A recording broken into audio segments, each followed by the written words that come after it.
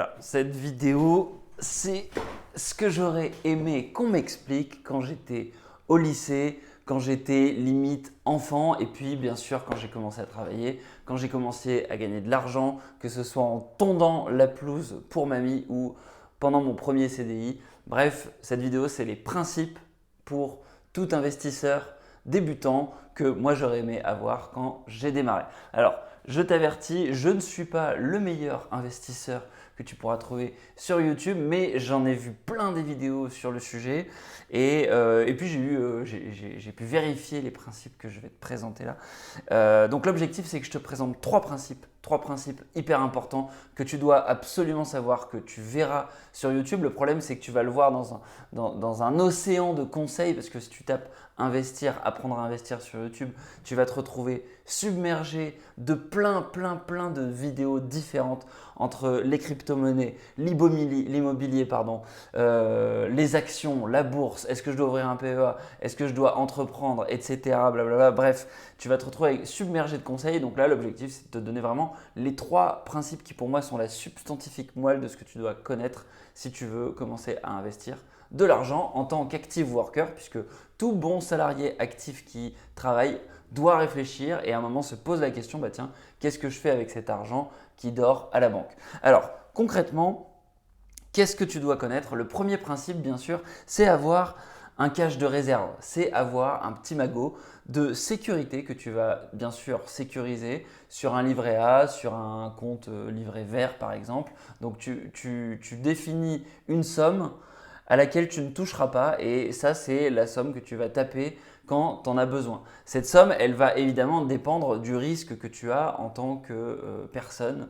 Alors bien sûr, si tu es en CDI, tu as un peu plus de risque que si tu es étudiant, si tu es élève au lycée. De toute évidence, tu as moins de risques puisque tu dépends des parents et donc tu as de l'argent de poche, donc potentiellement tu as moins d'argent à sécuriser que si tu es autonome et que tu dois te gérer toi-même ou que si tu as une famille. Donc tu dois mesurer ton risque et te dire ok, est-ce que je sécurise une ou 2 semaines ou 3 semaines d'argent de poche parce que je suis lycéen? Est-ce que je sécurise 1, 2 ou 3 mois parce que je suis jeune actif, je viens de démarrer et voilà, j'ai pas peur de la vie, je suis prêt à entreprendre? Ou alors est-ce que tu commences à avoir des enfants, un chat et tu te dis bah voilà, tu as déjà 1 ou 2 ans de travail derrière toi et tu te dis je vais commencer à sécuriser une épargne un peu plus importante qui me permettra de tenir 3 mois, 6 mois, 1 an si jamais j'ai un problème. Donc ça c'est vraiment le premier principe hyper important.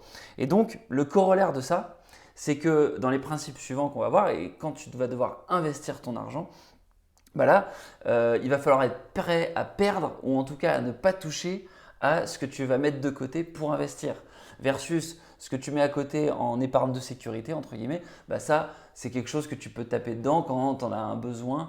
Et bien sûr, le but, c'est d'en avoir vraiment besoin en termes d'urgence, avoir un besoin en termes d'urgence. Alors, je n'ai pas précisé, mais je ferai d'autres vidéos là-dessus. Je pense les solutions les plus simples pour avoir une épargne de sécurité, c'est certainement pas ton matelas, parce qu'on ne sait pas ce qui peut arriver.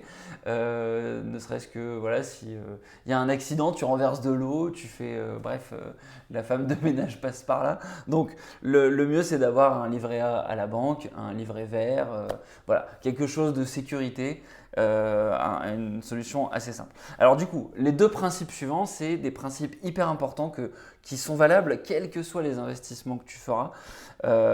L'idée c'est que tu vas voir les sources de revenus que tu as, donc ça peut être ton argent de poche, ça peut être ton salaire. L'idée c'est que tu vas par rapport à ces sources de revenus définir une somme que tu vas mettre de côté justement pour ton investissement. Donc cette somme, souvent on parle de la règle des 1/3, 1/3, 1/3. Donc essayer de définir 1/3 de revenus pour pouvoir avoir des dépenses courantes, manger, le loyer, etc. 1/3 que tu vas mettre dans ton épargne de réserve dont on a parlé.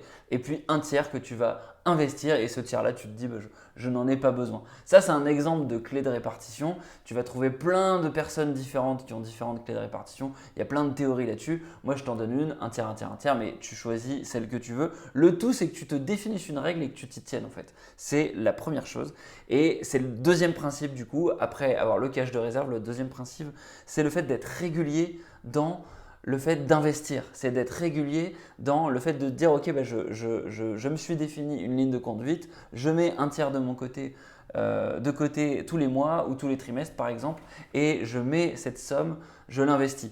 Et voilà. Et donc là, le fait d'être régulier, ça va te permettre de durer dans la longueur, parce que quelque part, c'est ça qui fait à la fin que tu vas avoir entre guillemets des succès dans tes investissements.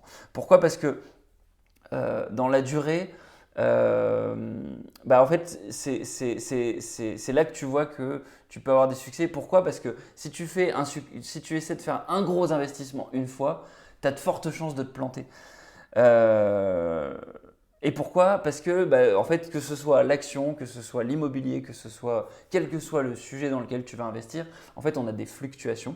Il y a des moments où il y a des gens qui vendent beaucoup, et il y a des moments où il y a beaucoup de gens qui achètent. Tu l'as vu récemment avec le crash des cryptos, les gens se sont mis à vendre comme des dingues, et là maintenant, il y a des baleines qui commencent à acheter. Les baleines, c'est les gens qui ont beaucoup, beaucoup d'argent, et donc le fait d'investir régulièrement, il y a un principe sous-jacent si tu veux, c'est le fait que tu choisis un certain nombre de sujets sur lesquels investir. Mettons que ce soit par exemple des actions comme l'action Air Liquide ou alors que ce soit de la crypto-monnaie comme le Bitcoin. C'est une valeur dans laquelle tu vas investir régulièrement. Si tu investis une certaine somme régulièrement dessus, quand ça monte, tu es content parce que ça monte. Et donc, tu achètes quelque chose qui est en train de prendre de la valeur. Quand ça descend, tu es content parce que tu achètes quelque chose qui coûte de moins en moins cher.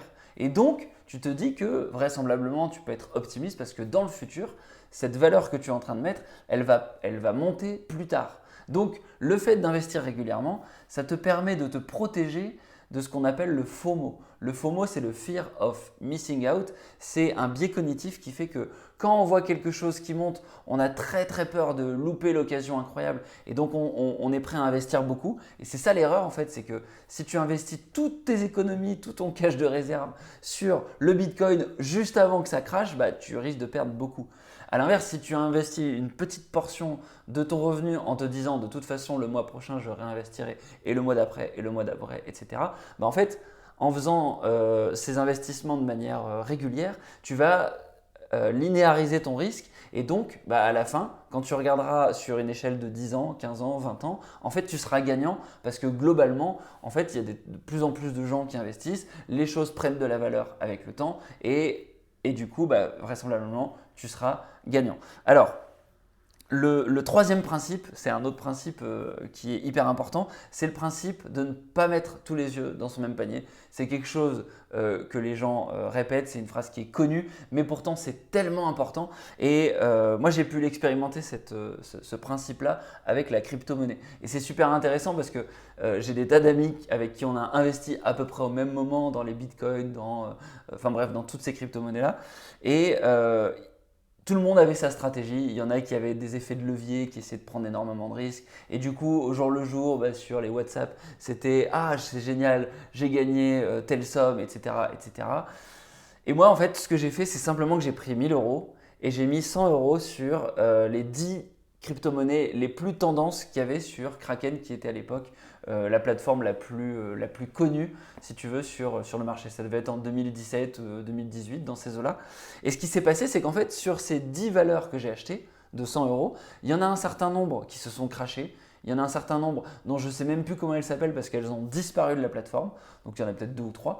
Et puis, il y en a d'autres en fait, qui ont pas forcément évolué beaucoup, qui ont même diminué. Et il y en a quelques-unes qui ont explosé littéralement, notamment le Dogecoin, le fameux Dogecoin qui a été popularisé par Elon Musk, tout simplement parce qu'en fait, voilà, il a jeté son dévolu sur cette monnaie-là.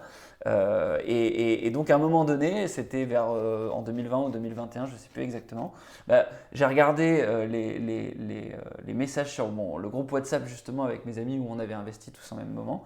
Et ils disaient « Ah, ça explose, etc. » Et j'ai regardé mon compte et je me suis retrouvé littéralement avec une valeur qui est passée de 100 euros à 4000 euros. Donc, si je n'avais pas utilisé ce principe de miser sur plusieurs actions différentes, en fait, j'aurais tout simplement pas pu bénéficier des bénéfices de ce principe-là. Donc, si on résume, tu as un cash de réserve, tu investis régulièrement une certaine somme que tu décides par rapport à ton risque, par rapport à tes situations, et puis enfin, tu vas investir sur plusieurs choses de manière régulière et c'est ce portefeuille d'investissement quelque part, cette stratégie d'investissement, tu vas la faire vivre, c'est-à-dire que tu vas la définir à un moment donné T et tu vas te donner une période de temps pour la tester. Par exemple, tu définis 6 mois, sur 6 mois, je vais investir sur toutes ces valeurs-là. Et puis, au bout de 6 mois, tu regardes ce qui s'est passé et tu mets à jour, entre guillemets, ta thèse d'investissement. Et tu recommences les 6 mois suivants. Donc ça, c'est une stratégie, par exemple, pour démarrer sur les actions ou les crypto-monnaies. Ça s'y prête bien puisque c'est un marché qui est assez liquide. La liquidité, ça veut dire que tu peux vendre et acheter de manière assez facile les valeurs, à la différence de l'immobilier, comme son nom l'indique, qui est immobilisé et qui est donc beaucoup moins liquide. C'est un peu plus complexe de vendre un appartement que de vendre des actions. Mais tout ça, c'est des termes qu'on verra plus tard dans une prochaine vidéo. En bonus, je voulais te proposer 2 derniers principes. Un principe hyper important, c'est qu'en fait, toi, tu as quelque chose sur lequel investir, que tu utilises tous les jours et quelque part, tu es déjà investisseur. Et ce quelque chose, c'est le temps. On a tous une journée de 24 heures où on est obligé de mettre dedans 8 heures de sommeil, on est obligé de mettre dedans du temps pour manger, du temps pour parler à ses proches, du temps pour vivre entre guillemets sa vie. Et donc, ce que ça veut dire, c'est que tu ne vas pas pouvoir investir sur tout en même temps non plus. Il faut que tu choisisses tes combats. Donc là, moi, j'ai un conseil à te donner, c'est choisis un sujet à la fois ou fais-toi accompagner. Si tu choisis un sujet, ça peut être par exemple la crypto-monnaie, ça peut être l'immobilier.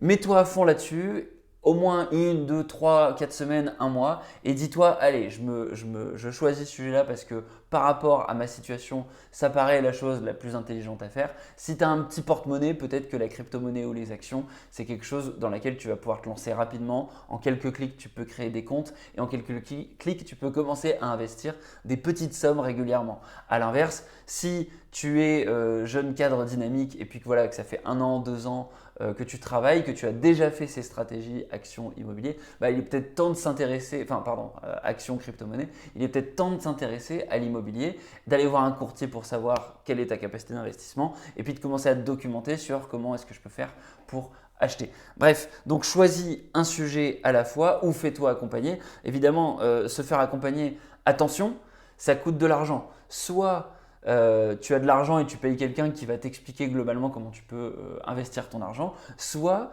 c'est toi le produit. Et donc attention, notamment dans l'immobilier, tu as des tas de gens qui vont te proposer par exemple des investissements Pinel. Un investissement Pinel, c'est quelque part souvent un agent immobilier qui va, ou en tout cas un conseiller en patrimoine, qui va prendre une grosse com sur le Pinel qu'il te proposera. Bref, quels que soient en gros les interlocuteurs financiers qui vont venir pour essayer de t'aider à placer ton argent, souvent il y a forcément un moment donné où ils vont essayer de gagner de l'argent. Donc attention, typiquement sur YouTube par exemple, il y a des tas de chaînes YouTube qui sont sponsorisées et qui te proposent par exemple d'aller sur Trade Republic, d'aller ouvrir un compte sur Boursorama, etc. etc. Moi là, je ne fais que démarrer sur ce sujet-là, donc je n'ai rien à te vendre à part si ce n'est du temps, puisque tu mets du temps pour regarder cette vidéo-là, mais fais attention. Et donc, du coup, le dernier conseil, c'est d'investir sur toi, investir sur tes compétences. Ça ne sert à rien d'investir ton argent si tu n'as pas investi sur ta carrière avant. Tu es sur Active Worker, c'est une chaîne YouTube qui vise à t'aider pour progresser dans ta carrière. Donc n'hésite pas à aller voir toutes les vidéos qui te permettront de développer des soft skills, des hard skills, de mieux communiquer en entreprise, de travailler sur ta carrière pour du coup pouvoir générer un revenu qui te permettra ensuite d'investir. Donc dans la prochaine vidéo, ce qu'on verra, c'est les top chaînes YouTube qui m'ont appris le plus et quand je me dis si je devais conseiller à quelqu'un quelques chaînes YouTube pour démarrer sur l'investissement, qu'est-ce que je conseillerais? C'est ça qu'on verra dans la prochaine vidéo. Moi je te dis à la prochaine. Ciao ciao.